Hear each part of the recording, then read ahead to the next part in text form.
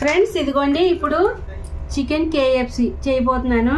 ఇదిగో దానికోసం చిన్న చిన్న పీసెస్ తీసుకున్నాను. మరి నేను అయితే పెద్ద పెద్దవి కూడా తీసుకోండి, లెగ్స్ తీసుకోండి. అవి కూడా ఫుల్ వీడియో ఉంది, కావాలంటే దీనికి లింక్ పెడతాను, మీరు తప్పకుండా ట్రై చేయండి, సూపర్గా ఉంటుంది.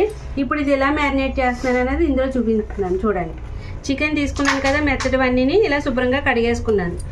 ఇందులో అల్లం పేస్ట్, కొంచెం చికెన్ మసాలా పౌడర్,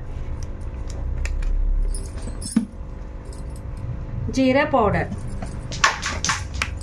ధనియా పౌడర్, చికెన్కి తగ్గట్టుగా వేసుకోండి అన్నీ కూడా మీరు. పసుపు, కారం,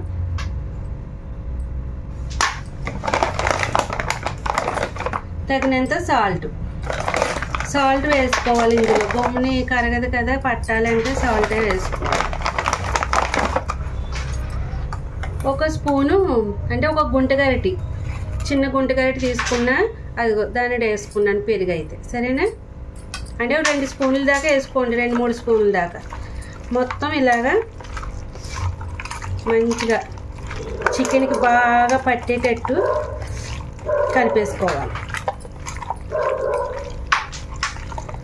దీన్ని ఫ్రిడ్జ్లో పెట్టేసుకోండి, ఒక రోజంతా ఉన్నా పర్వాలేదు, చాలా బాగుంటుంది. మర్నాడు మీరు KFC చేసుకోవాలి అని అనుకున్నప్పుడు ముందు రోజు ఇలా చేసుకున్నా బెటరే, లేదు ఒక 1 అవర్ ఉంచుకుని వేసుకున్నా బెటరే.